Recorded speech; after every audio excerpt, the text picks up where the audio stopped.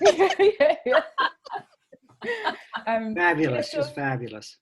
yeah, Do you that, have and to drink I like have the my phone. Pogues? What? Do you have to Oh, drink like Shane? yeah, But you that's know what of him, Simon, then.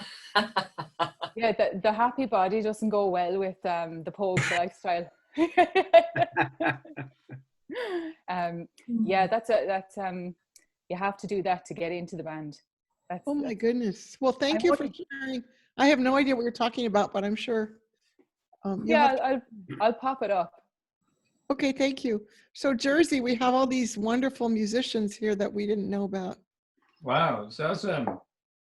Who's I the know. musician? You are, right? And Yeah, but I'm classical, but like Simon is a swing trombone Navy band, Australian Royal Navy band player. And Adela is explaining. Adela, you have to explain because I don't understand what you're saying. She's a really famous musician in Ireland. No, I'm not really famous. We're just in it's like a tribute band to the music of the Pogues. I don't know if you know them. They're like a pretty famous Irish group, and we cover their music and play lots of festivals and gigs, and there's 7 of us in the band, and it's just really good fun. all right. That's good. Yeah. Yeah, it's really great. There's all these people who are not saying very much about who they do, but there's some enormously gifted people here, Jersey. Yeah, well, that's and incredible, right? That yeah. we all hear. And hopefully the message of goodness will spread. What it's all about. Eileen, I came across one of those very talented people when I checked you out last night. Wow. I like my 1, 4, 5, 5, 7 chords, but I can't hold a candle to you. Congratulations. I'm not sure who you're talking to. Elian. Oh, to me? Oh, really? Yes. Okay, well, you know what? What I'm going to post is some of Henry's artwork. Henry's like a great, great visual artist. Look at him. He's putting his hand in front of his face. But anyway, I'm going to post it on the tribe page. And Deborah, I hope that you decide to post some of your pottery. And Ellen's poetry. I mean, like, we're so lucky. You guys are all so gifted. Okay, I'll shut up. Bye. All right, let's go to virtues. All right, so today is wrapping up day, right? We are finishing the virtue. So is there anybody that would like to talk about the experience, any experience that you had with the virtues, this virtue, and experience that happened to you because of this week? And if any change or experience happened to you, realizations, insights?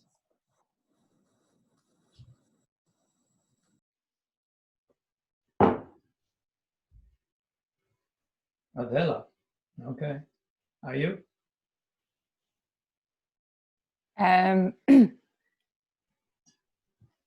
Well, any change or insights?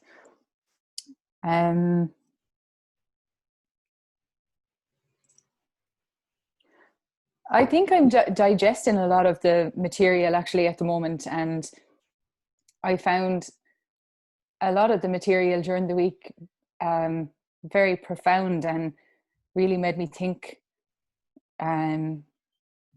deeper, I suppose, about a lot of stuff and things I would never have thought about before. But I'm not really sure how to express it yet or put it into words. Okay, well, you can put it into art, right? Yeah, I think that's the best plan for it. Thank you. Is there anybody that would like to talk about it?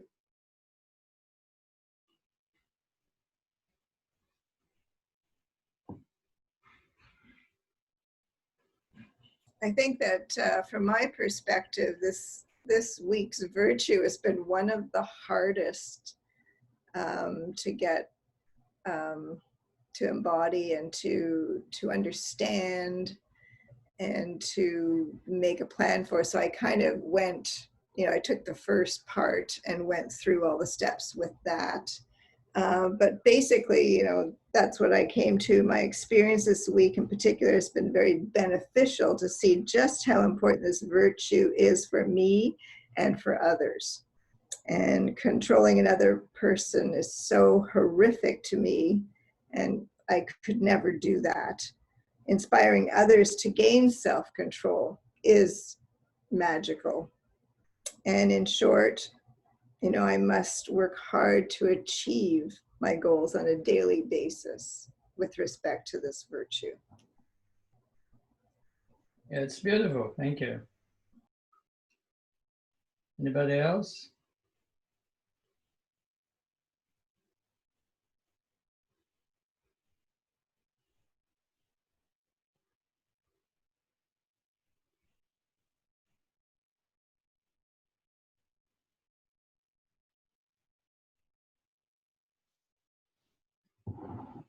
Okay, so I will share you a poem about the control that changes, I guess. It becomes first the control of others, and then we start controlling ourselves, and hopefully we'll help everyone to control themselves. We'll reach that magic. I think that we are on that level of releasing the control of over the others, and the whole society and maybe the world is on this level of approaching that level to release the poem family. That you know the poem, right? Already. And I thought about that poem, and I felt that the poem really didn't give the full justice to the African American man, and so I wrote a little bit more at the beginning. I thought that I went too fast with how it began, and the horrifying times at the beginning. So I added a stanza on the top of it, and I'm going to read it to you. So the poem evolves slowly and exposes how control over the others is can lead into extremes of animalistic behavior.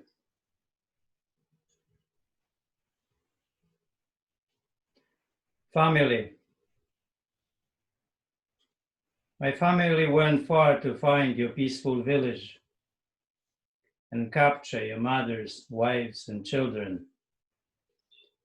They chained them and loaded on ships, where for amusement they hanged your women from ankles down and entered every hole they had, slowly accustoming your eyes to our culture before they brought you to our America, the land of free and brave.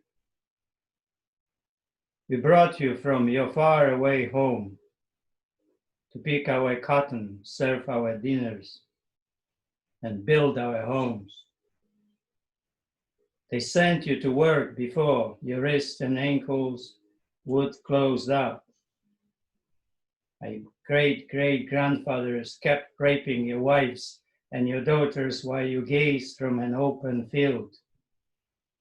My great-great-grandmothers enjoyed your sons' broad shoulders and warm touch.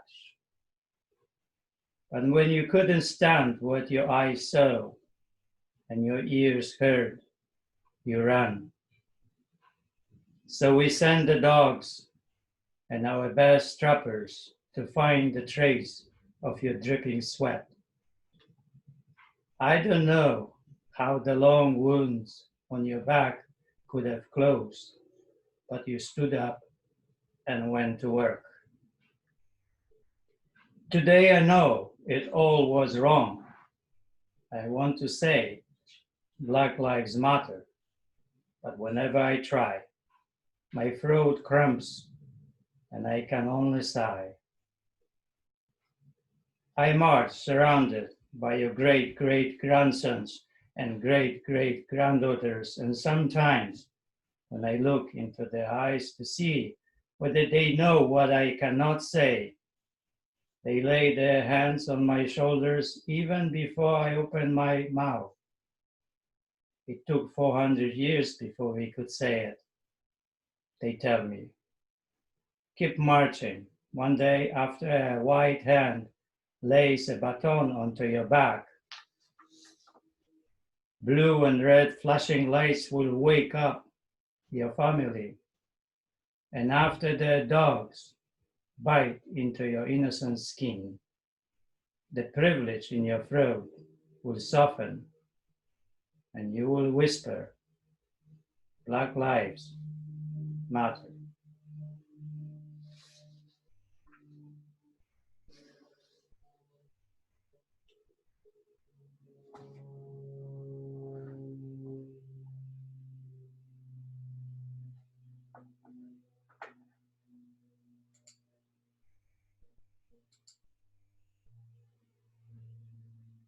So, what do you think? Who will embrace whom? Who will hug whom? Who should wait for the hug?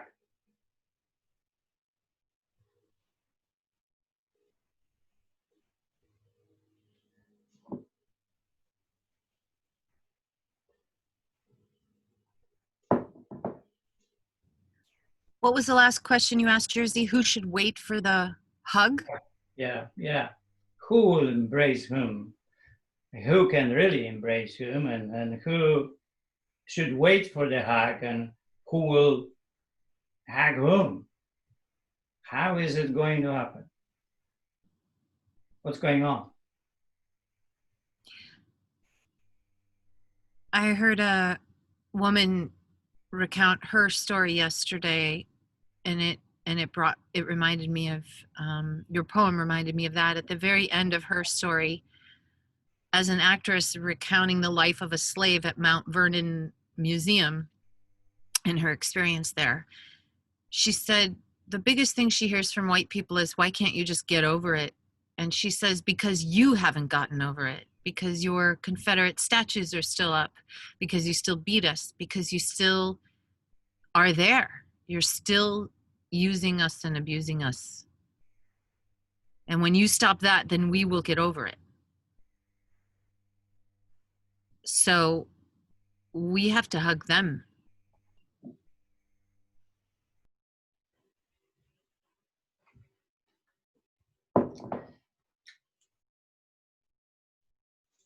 Anybody else?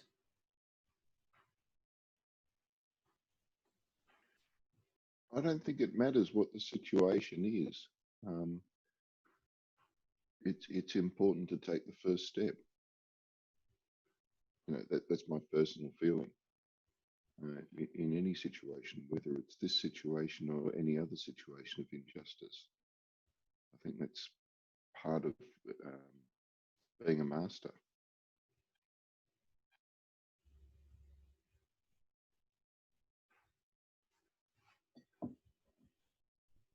Anybody else? I agree with Simon.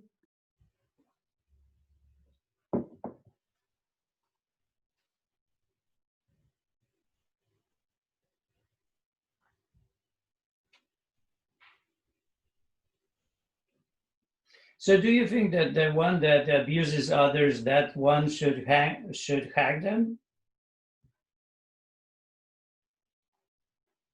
Should what them? Hug them. You think that embracement is coming from abusers, or embracement is coming from abuse? No, it doesn't matter. Really? I think it matters. I think it matters. I think the abusers need to change their behaviors and raise their generations without that backdrop behind them. And once we have accomplished that, maybe then we will have earned a hug because we're no longer the abusers. But I don't think, I think it's just as patronizing to hug someone who we've kept down as it is. Well, it's not as harmful, but it's patronizing. Anyhow. I think it starts with remorse and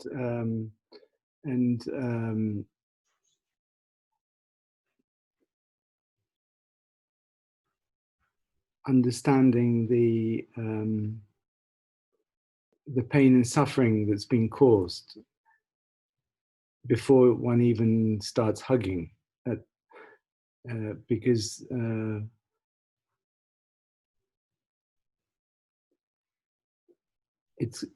hug has to be meaningful, and it only comes with reflection and an understanding what's been committed or done to these people. So I think it's arriving at a position where it has to stop, and it comes through remorse.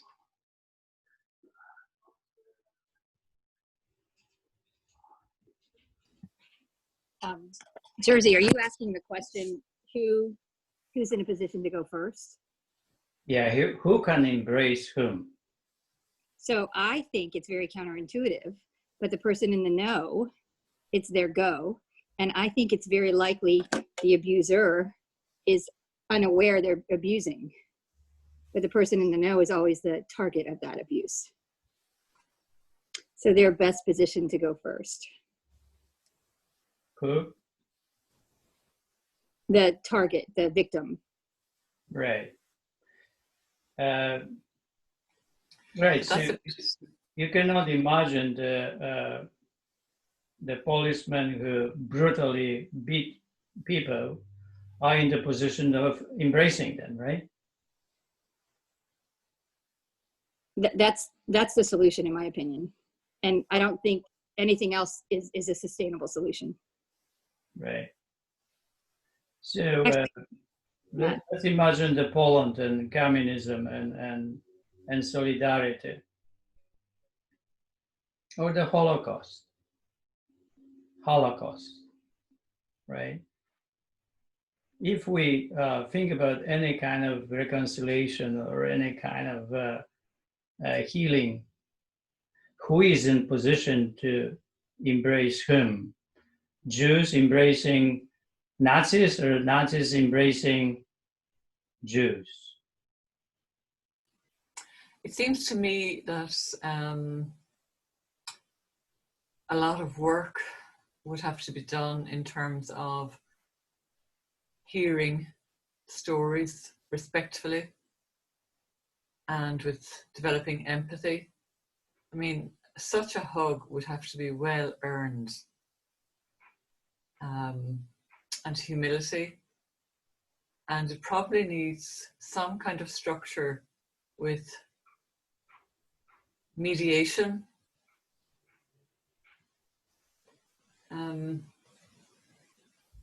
Yeah, to begin with at least, because it could be superficial and the person who has caused the offence could be left off the hook too easily and not have full realization of the harm done. So I think such a hug would have to be hard earned and be worked towards. I would add that some form of justice. It's not enough for remorse, but I think that there is the missing sense of justice that has to be played out here. I think that in terms of, I mean, certainly in terms of the Holocaust, there was justice, you know, for the Nazis were tried, and there was some sense of acknowledgement, on all fronts of the horrific nature of the crimes against humanity. And I think when it comes to racism right now, the problem is that the crime of slavery isn't what is being sought for justice right now. What is being sought for justice is the inequity and the brutality that is continuing, right? And so I think that justice has to occur for people to feel like remorse is legitimate, right? I don't think, I agree with Margaret that a lot of work has to be done, but I do think that there's a need for some forms of justice, and that there has to be a reckoning for those who have indeed committed crimes, and that they have to be held accountable in a way that people can feel real progress is possible. So you're saying that in Holocaust that they actually tried all these people who caused, metaphor for lynching, right? And metaphor for beating and torturing and burning. So you're saying that these people were tried and actually brought to responsibility? Well, not everyone. Certainly not. Why not? Yeah, exactly. Why not everyone? I don't think that there were even, I don't know that it was even possible. I don't know that everyone, I think they went after the leadership. I think they went after as many people as they could hold accountable. You think that they did what they could, actually? They didn't know who was in concentration camps and who was in the position of capos, and you're saying that they didn't know?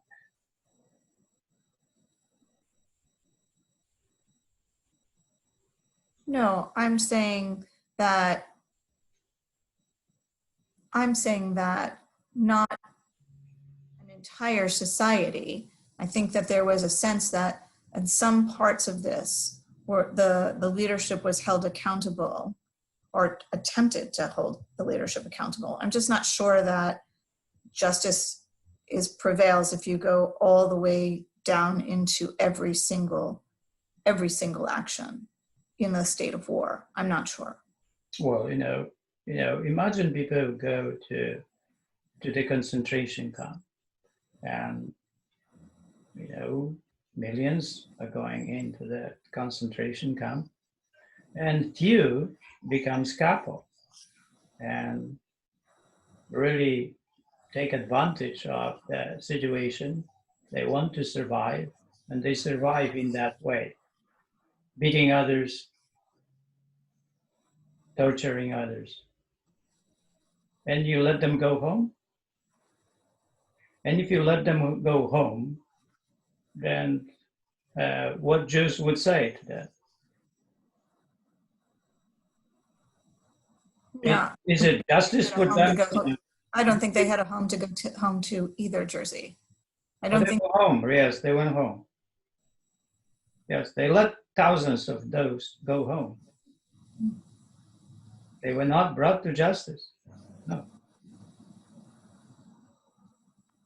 Jersey, are you saying that all societies involved, use the Nuremberg trials as a symbol, and by doing that, they didn't dig deep enough into their own complicity in the behaviors, and thus, not perhaps pursue justice as deeply as they could have? Well, they didn't, right? Well, yeah. Why they wouldn't? They hit too close to home. Why we wouldn't, right? Why we would take only one or two the leadership, right? And not people that they were criminalists. They committed crime, and we didn't take them to justice. Horrifying crimes they committed. thousands of them, not millions of them, thousands. And we didn't take them to justice.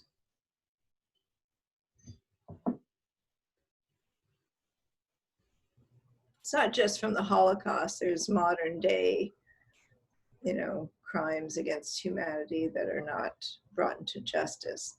I have one of my pottery students, actually, she's a refugee lawyer, a brilliant woman who, believe it or not, isn't fully sighted. And she came for pottery classes one day and really taught me how to teach, because how do you teach someone who can't see what you're doing? But she surprised me one day. We were talking about refugees, and maybe Jersey, you may have had a different experience, but a lot of them she's dealing with have been raped and beaten and family killed and all this sort of stuff. And she said that we give them, if they get sanctuary in our country, that's great, but she said, don't expect them to thank you. Don't expect them to be happy. Don't expect them to say, wow, you saved me. They've lost everything in their lives. They're completely uprooted. They have suffered severe trauma. Don't expect to be thanked for the sanctuary. And it just gave me a different perspective on it. There's a lot that people are going through, and, where's the justice for them? It's the title of a book, Deborah, isn't it? The Ungrateful Refugee, which deals with that. Yes, yes, yes. I never thought of it, and, it's far-reaching. It is, yeah. It's very thought-provoking, yeah.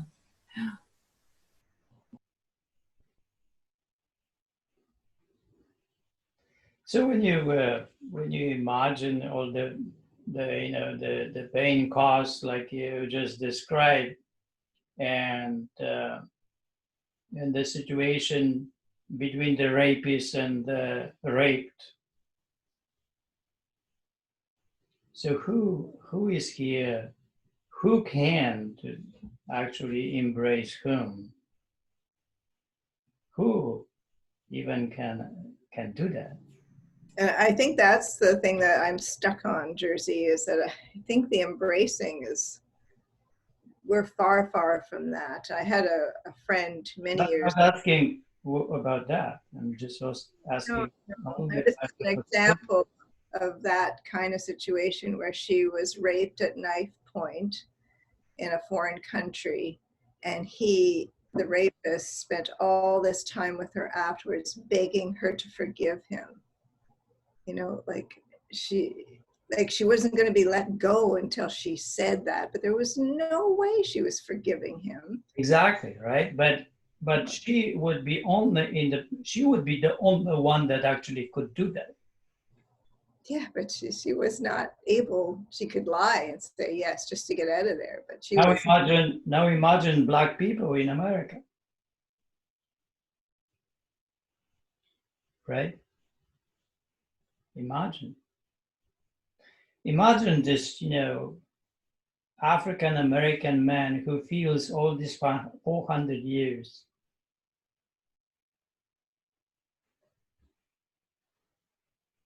And imagine that somebody wants to come to him and is white and wants to embrace him and say, I'm sorry.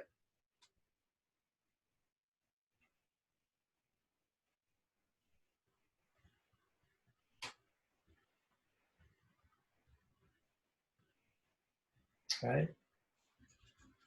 That's where we are, really. We are in a situation that we have to we can only create a situation that we could be embraced as white people. And there's a lot of work it's a lot of work on our part. So maybe one day we will be embraced, but we do not have the right to embrace them.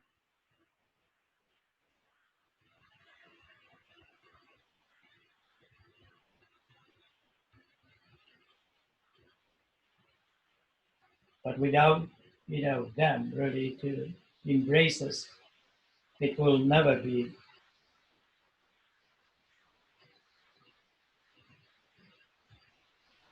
quiet. It will never be peace. It will never be the togetherness.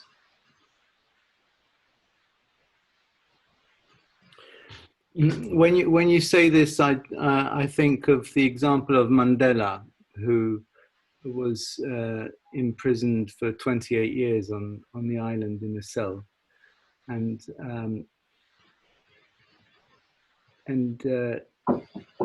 he forgave and therefore prevented potentially a meltdown and a violence on a mass scale. So, but it couldn't have worked the other way around. Right, he did that, right? So we have to really comprehend the fact that we need to get better, and we really need to wait until somebody will come and deliver the embracement in America. And that somebody is not there. And we are not really, we are clearing not really in the place of doing creating the possibility to help these people to embrace us. And it's very complex, right? Somehow the bullies prevail.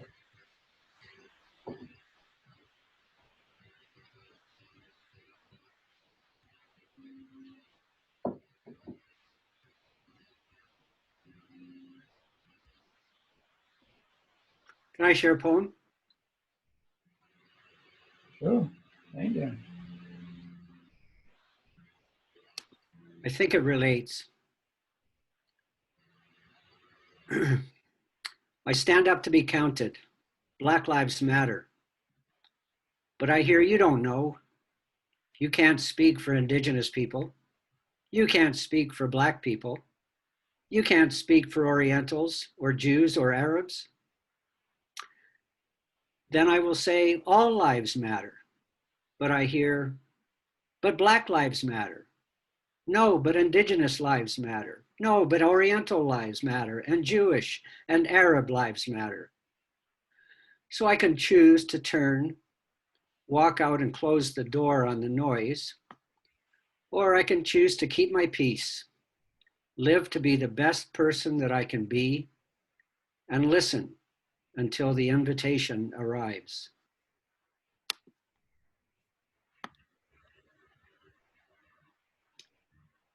That's where I'm stuck. That's where it speaks to the bigger problem of the world, right?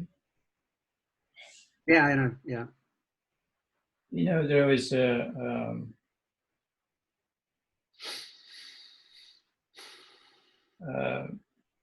I don't know. It was one of the president when I don't know if it was Wałęsa went to Israel and asked for forgiveness, and the Jewish people in Israel, they said, we cannot forgive you because it's not up to us.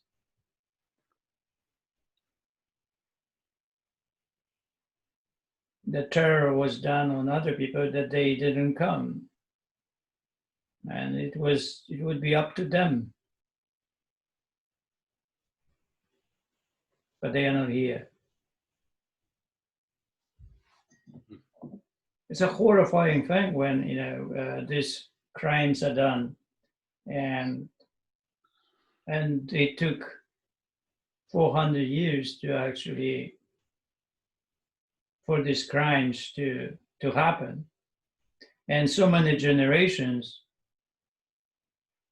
My poem goes from the time when these people were free, and some of them they were princesses and prince and somewhere, right? And living in peaceful villages and so on. And they were snatched from there, brutally taken.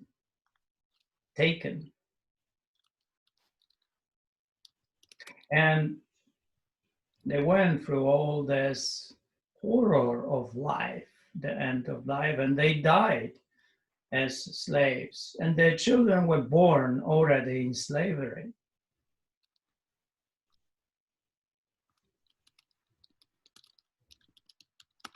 And generation after generation, the whole thing repeated itself for a long time.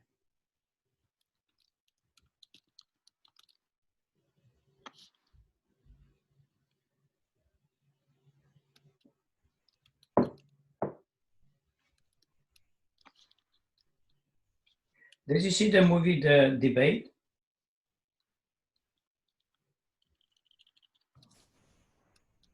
Yes. Well, when the boy delivers the speech, right? When the boy delivers the speech about justice and nonviolent resistance and laws, that there could be wrong laws up there.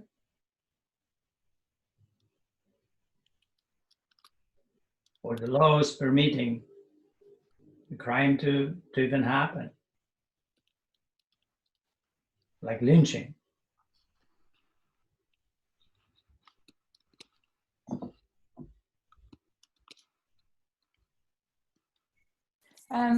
Why do you think a person would be a racist?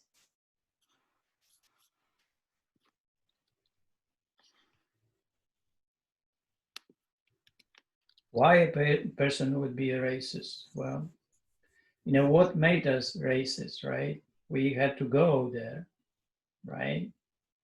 We had to commit crime on people, right? We had to bring them home here, rape them, and hate them, and at the same time employ them. All of it happened, right? So it's really, you know, we hate everything around that. We hate that even we did it, what we did. So is it like, in a way, like not acknowledging the truth and not wanting to face that in some way? It is complex because, you know, I remember somebody was saying about England that Jews were not there for 400 years, and people were anti-Semites and they didn't even know Jews at all.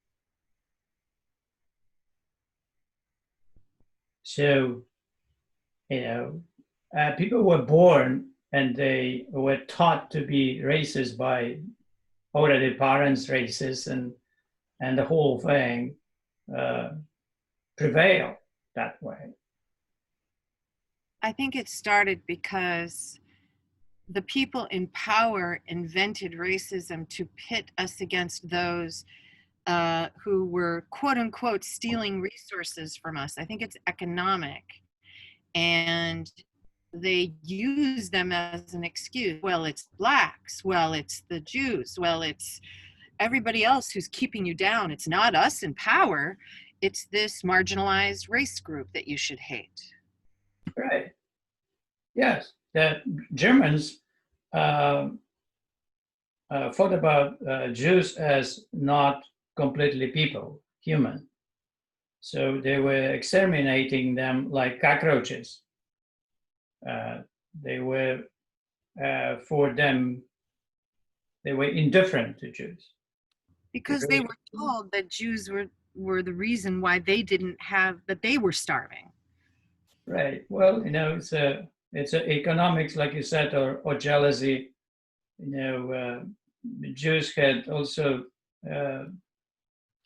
certain habits that would improve them in life, more focus on goodness and involvement and getting better. Somehow they the older society that was able to make it happen. And it was the same in Poland too. So I think jealousy is one of the huge reason why we turn ourselves against the others.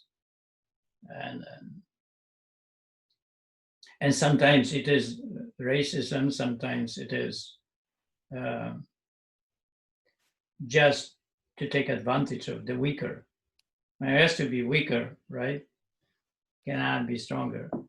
The stronger will not let you.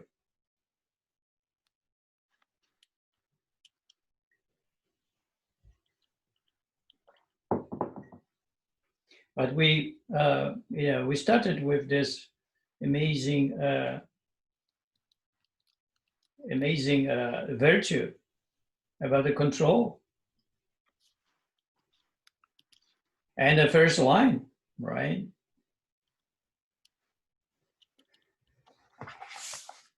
And we are not still really there. Controlling yourself is attractive, yeah? Okay. We are not there. Why? Because controlling others is repulsive. That's what happens. We are still on that level. We just cannot get out of that. And sometimes it's economic, sometimes it's jealousy, sometimes it's convenience.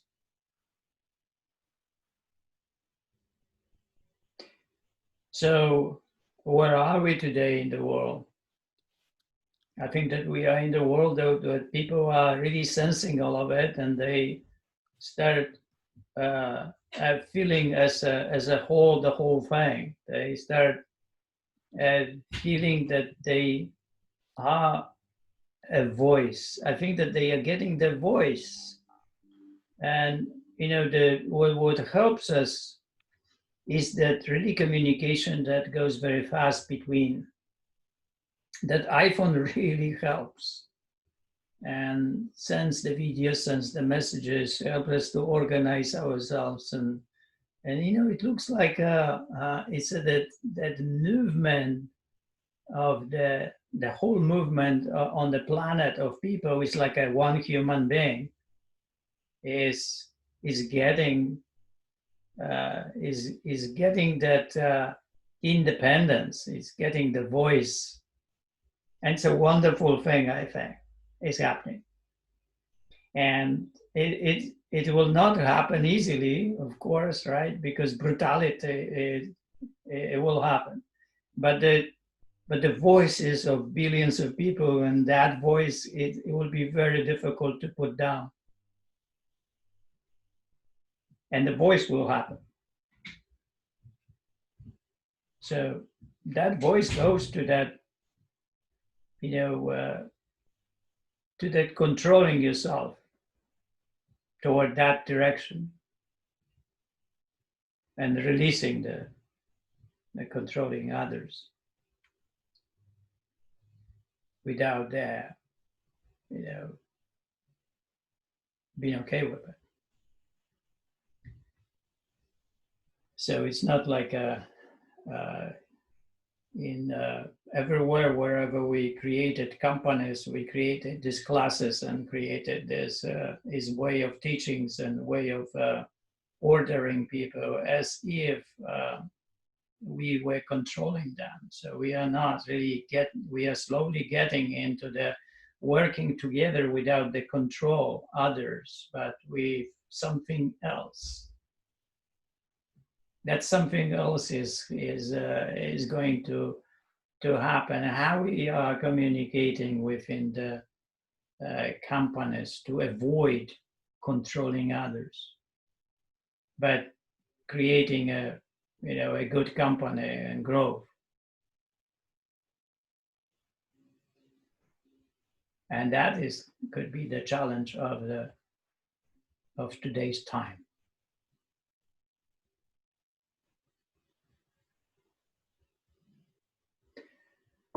It's time for my tea and the celebration today, guys. We we are finishing another week. I will come in 10 minutes.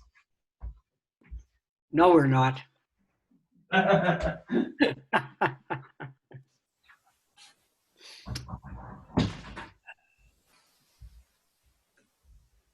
So where do we as a group start?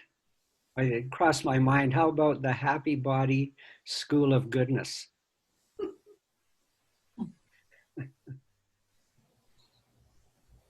It's very sort of lofty to think about changing large groups of people, you know, but to work within yourself and influence a small sphere around you is doable. But to, you know, bring, you know, masses of people change, that's lofty, that's huge. So. Well, if you think what Greta has done, what could 40 of us do? Just kidding. Well, not really, but anyway. Somebody else wanted to speak, sorry. No, I was just saying, I think in the day and age in which we live, affecting people around the world is so much more entirely possible than it ever was. So it may be lofty, but I think this movement is evidence that people desire it, and if it's modulated correctly, and if it really is just, fair, and good, I think masses of people can respond to that.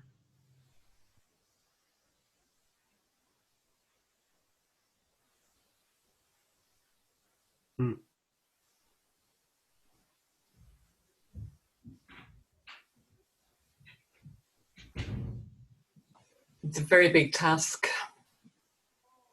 to say. That's an understatement, I know. I think we just, I mean, that virtue is so difficult. I guess I'm probably not the only one who has that urge to change other people, which of course really means that I need to change myself. So it's such a difficult one to master or even to recognize. So going out and changing the world is, you just gotta start with yourself, don't you? Well, what if the virtue were simply more well known for everyone to individually ponder?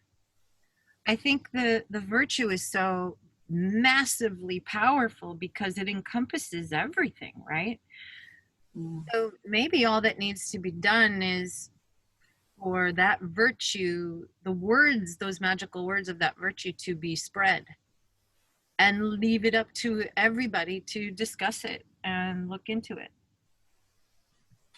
But as well, don't we already, we've had forever, you know, the golden rule, you know, do unto others as you would have done unto yourself. And the 10 Commandments. And yeah. We've already got those moral compasses. Yeah. Well, this one to me is more effective. I feel like it, you know, I feel like every religion is going to vibrate with people differently. So do unto others as you would have them do unto you is a really good one and a powerful one, and so are the 10 Commandments. But this one is void of religiosity. This one is void of any connotations of religion, which might be freeing. You know, it might allow people to look at it with fresh eyes.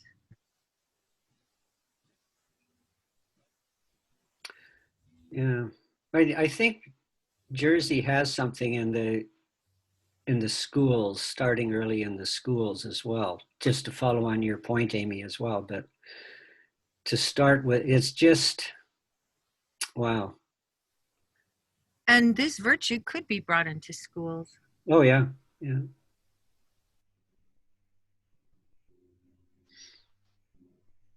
Well, the only thing we can do is give it a grow. Yeah. We say in Australia, give it a go, and it'll either work or it won't. But if it doesn't work, then we've found out it doesn't. We need to do something else. But it's easy to be overwhelmed, and I think action is probably the best thing to do. Let's all try it ourselves. I mean, every great movement began with one phrase, one sentence. Black Lives Matter. So why can't these three sentences be a movement in themselves? Has anyone seen the film I Am Not Your Negro? No. What'd you say? Yeah, I was saying, have you seen the film I Am Not Your Negro? No. Yeah, I'm just halfway through that, and I'm just like, I can't even like talk nearly after watching it. And just some of the footage of the young boys and girls with placards like saying we don't want Negroes in our school, and just the photos of the faces of white people laughing, like kicking black people to death, and looking at their faces of joy, like, it's not only disturbing, but like, how can you even talk to somebody like that? Like, I feel like there's nobody there, or like they have some sort of a psychic infection or something that prevents them from, like, I can't really get my head around it, how like it can't be just the color of somebody's skin, you know what I mean? Like, I previously have seen it on such a superficial level, but there's so much more to it that I'm only beginning to really delve into now. But just when you see the film and you just see their faces, like, I'm lost for words on it. You know, I still have to finish the film. I'm looking forward to just finishing it, because it's so amazing, the documentary. But how you can communicate to people like that, and I don't mean to say people like that, because, you know, we're all people and we are all one. So I suppose we have to recognize that as well. And is it like we're having at the moment some sort of a massive awakening, and whoever's going to wake up is going to wake up, and whoever isn't, I guess isn't, you know? I don't know. Adele, I think that's it's so tough. I mean, living in Northern Ireland, obviously, you know, that hatred is something that we're familiar with, that lack of humanity, that here it's not based on race, you know, it's sectarian issues. So I think that the difference is people here could pass or hide. You know, if you're black, you can't pretend to be white and, you know, and lie but I think that hatred, it's a lack of humanity. It's a type of denial. It's a dehumanizing of other that allows that to happen. I don't know how you undo that. You know, when somebody has that break, as you say, that psychic infection, that soul infection, that whatever it is that makes people have that level of disregard for human life and hatred for others. And you said, you know, it was poignant the way you said, you know, their faces, you can see in their eyes, they're not, you know, it's like as if it was badger baiting, or, you know, as if it was dogs fighting, or, you know, they don't see that human being as a human being. Not that it's okay to bait badgers or fight dogs either, you know, but there's people, some of those same people would have more human feelings towards a dog than they would, you know, towards a black person, or, you know, towards a Catholic, or, you know. So yeah, it's tough. It's tough. And I think, Ellen, you know, to go back to the situation in Northern Ireland, though you say the colour of the skin wasn't a factor, still people could tell. People could tell which side, which tribe, if you like. You can tell, but you also know how to pretend. Yeah, but there is some kind of, I don't know, antennae that are sensitive to the signs of whatever tribe that you belong to or don't belong to. So it seems that we have some kind of inbuilt distrust of the other, whoever is identified as the other. And it's, I mean, in the Irish situation, a lot of mediation happened to bring it to the Good Friday Agreement. And a lot of people had to swallow a lot to get to that and get over the line with that.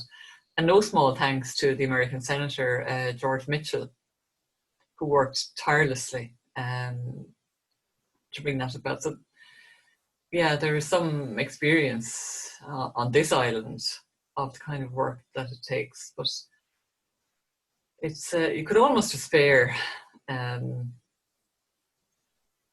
yet you can't. Well, I mean, Derry is a completely different place today to what it was. I mean, you know, there's still a lot of issues, obviously, but a lot of people have done a lot of work and continue to do a lot of work as well. You know, that's still going on. We're considered post-conflict now, but you know, we're still kind of, now is when I work as a, you know, at a women's center, so we have a lot of post-traumatic injury. We have a lot of depression and anxiety, all of these issues now, because people have been in a state of emergency for so long. And now that there's relative safety, well, apart before COVID, you know, that's a time when people suddenly, you know, actually have the space to be mentally unwell and emotionally distressed, you know, because they were just surviving before that. So anyway, we sort of digress from the other issues. I mean, I know they're all connected, but it takes time, it takes understanding, it takes awareness, you know. Dick, with your poem, I know there was some questions in it, you know, and I'm not quite sure. I know, like, at the moment, you know, all lives matter, yes, but Black Lives Matter is what's at the moment, because they have been told that they don't matter for so long, you know. Northern Ireland's a different place to what it used to be. Young people talk about the Troubles as the past. And I think that's a very healthy thing. You know, a lot of the things that as a society moves forward, they're actually really simple things, like, you know, community groups that are cross community that then stop having to call themselves cross community. They're just youth groups, or, you know, it's just like a football team, or, you know, a dance class. And, you know, the schools are still fairly separate, but people are allowed to mix, you know, so change just takes a long time. Yeah. But it does happen, it can happen. So. We used to play actually in a pub there, the Cellar Bar in Draperstown. We used to have great crack in it. Do you know it? No. I know a fella from Draperstown though. Alan. Yeah. You know Alan. Yeah, it used to be a novelty for us going up, because, you know, we've got the brown bottles of Buckfast down here, and then we went into Derry and we got the green ones. It was a little thrill at the time.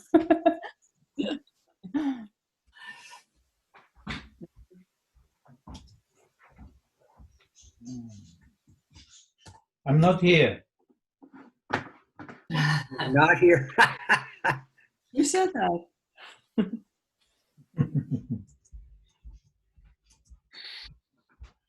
I'm not here. Well, there's Aniela. Yeah. Was that Aniela in the background? No, it was not. Oh, kidding. Kidding. Do we ever get to say hello to Aniela? Well, it's not up to me, right? Yeah. Okay. I'd just like to share, Adela and the rest of you, I'm going to try and post a movie from the 60s called Why Man Creates. I don't know whether any of you have ever heard of it. I finally found it on the internet, and it's a lighthearted look at the progress of mankind through the ages. But it's lighthearted, but there's some very profound statements in it as well. It was made in California, and I can't remember the name of the director, but I'll include that as well. So I'll try and get that up tonight, but watch for it anyway. Might be fun for you, especially after You're Not My Negro. Wow. I guess he left again. I'm just thinking about the virtue of control and control. So we've got three parts to it: controlling yourself, controlling others, and helping others to control themselves. And it seems to me that the two that are most attractive are the ones of controlling yourself and encouraging others to control themselves. Whereas the other one is, I think we all agree that that's not where anybody wants to go. But we have to deal with those people who control other people. Mm-hmm. So it just seems to me that's why it's so complex.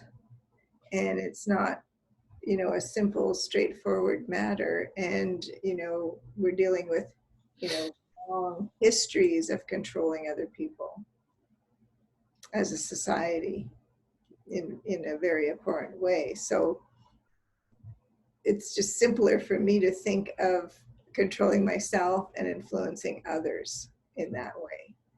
The other issue just seems, as I said before, very enormous to take on. And, how do we heal the past wounds?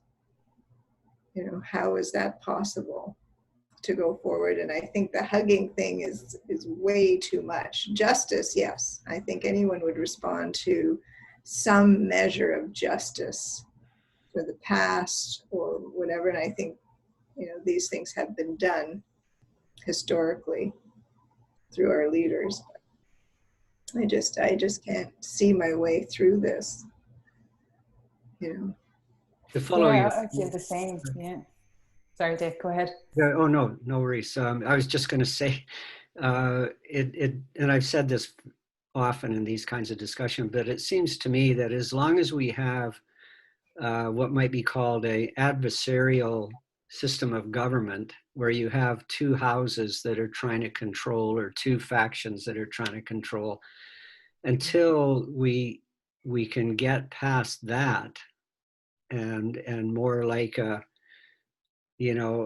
group of elders who can make government or form rules or laws or what have you, and a Senate that oversees that in a non-negative, non-adversarial way. That I don't know.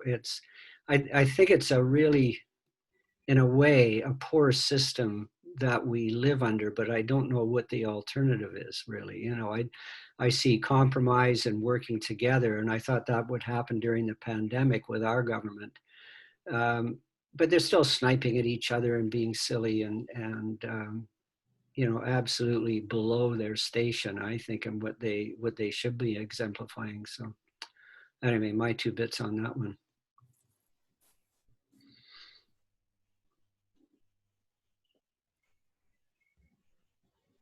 Sorry, I didn't think it was that profound. I was thinking about what you said, Deborah, and I'm aware I've been speaking a lot, but you see the second part of the virtue about control. I mean, as you probably are aware, I'm a mother of a 6-year-old, and I find that second part very interesting, relating it to parenthood, because to control others is obscene, but as a parent, where those boundaries then for that, because obviously we have to do a lot of, control or boundary setting and getting that balance between setting boundaries and not being controlling. So I was just curious about that context, for that part of it. That's different. It's you're working towards guiding your child towards independence and acting with good authority in a protective way. Also, the whole, like when you really think about like being virtuous, then like I started to think today, I'm like, well, who am I abusing by wearing this t-shirt? Like, where was this made? Like, where's this pen that I'm writing? Where, you know what I mean? Like, and it's all to do with comfort and your own comfort. And it was the same with slavery. Like, it was so convenient. Like, yeah, get them to make, cotton, or, maybe I'm oversimplifying, but it is like that kind of, taking advantage of others for your own selfish reasons. And when you, like, I started to really think about that as well today. You're talking about awareness, right? Yeah. Right. When you're aware, changes everything. Yeah, and it make like you really start to seriously think about your decisions far more. I'm finding, and they're not always convenient. Well, that's why I said, to be good is inconvenient. It's very hard. It's a hard choice. You cannot complain. You cannot blame. You cannot take advantage of others. It's a horrible thing.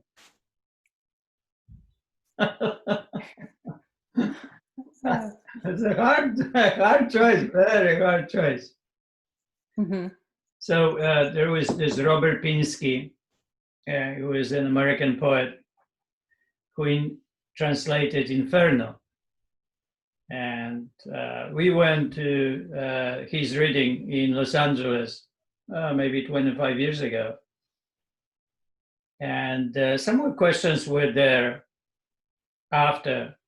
And then one of the questions that struck me was whether he believed that there is the point that there is no return from, that when we do certain things, we can never recover as human. So for example, if you committed certain crimes against humanity, are there any situations in life that you could actually never recover? So he said that there is a point that he believes that when we do certain things, we can never, when we cross that line, we can never come back. And no matter what psychology says and what philosophy says and so on and so on.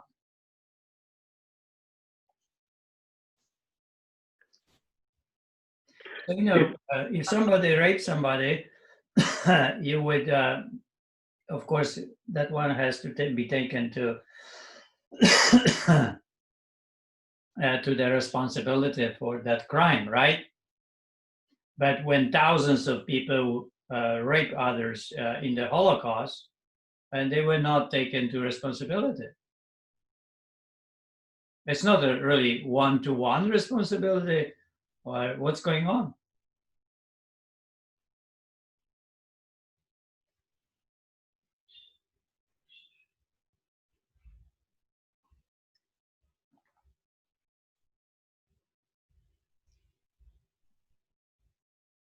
Are there any situations that really did we cross certain lines that we can never recover from? And that is why maybe we became racist and we considered, Black people as not human, 60% human.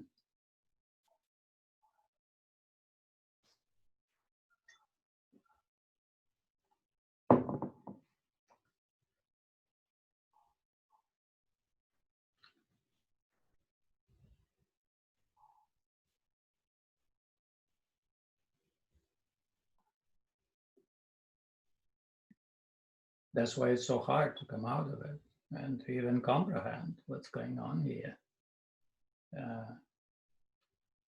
And the solution is it will be eventually may be found, but solution is complex.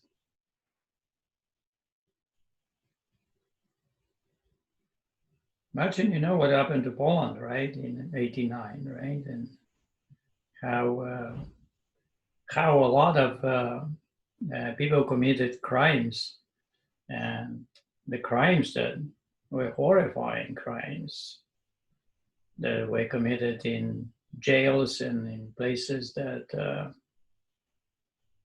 behind the closed doors. There hasn't been any closure really on this either. Exactly. So what really happened when the closure is not happening on that level, we somehow rape society. We don't give society the release.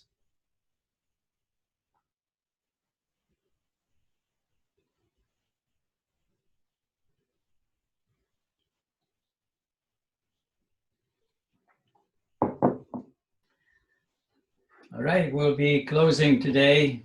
Anyone would like to add something for the whole week? Summarize?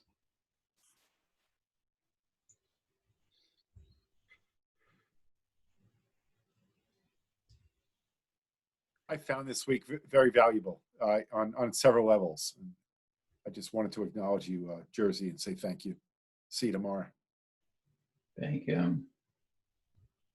Yeah, week was intense. It was different, but because of what happens in the world, right? We couldn't be completely immune from it, but we had to somehow participate because it is so meaningful and powerful. And we found ourselves within, with our virtue. The virtue actually worked very well with what's going on and ourselves. We got lost a little bit the third day. That's why I didn't send that day at all, because I thought it was not really, we got lost in talking too much about and lost in details that was not up to us. So that's why I work on the before that to recover us and to come back to what we really what is important, what is the good, and how to stay with it. And I think sorry. Yes. I think that was a highlight for me is the what happened early in the week and the way that you were able to get us back on the rails, and particularly with the first reading of your poem. It was a real moment for me, and the rest of the week built on that. And I'm sure we've all grown. I know I have. So appreciate that. Thanks. Thank you. I would just like to comment by saying that this week and this virtue helped to sort of add understanding and context to what's happening in the world in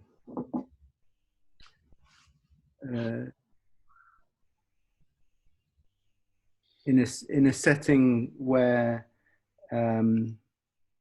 there was time to really grapple with this virtue of control, which it's as Adele was saying, it starts from Black Lives Matter to the coffee that we drink in the morning, and the jeans we wear, and the cars we drive, and the batteries we have in our telephones. and how companies are treating employees by using the excuse of the pandemic to cut salaries or take advantage of people. And this is just what happens to animals. It's just so huge and so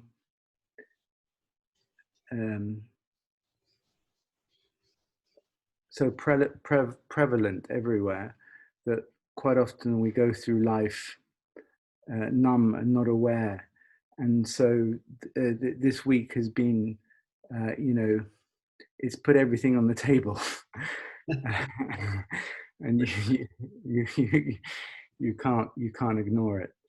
And the other, from a personal level, it's given me tremendous personal power in being able to understand and analyze where I stand in my particular challenges. So it's given me far more clarity and sort of decisiveness in seeing things for what they are. So it's been very, very moving and powerful. So thank you. Thank you.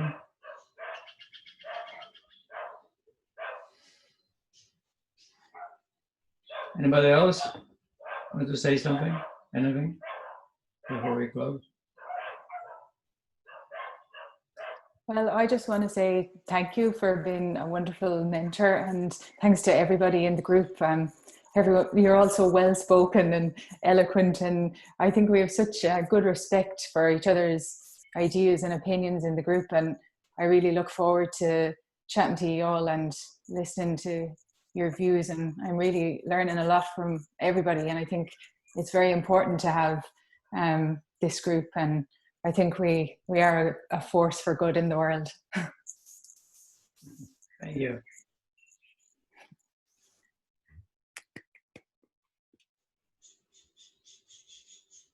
All right, guys. Thank you for this week, and we'll see you tomorrow. Thank you, Jersey.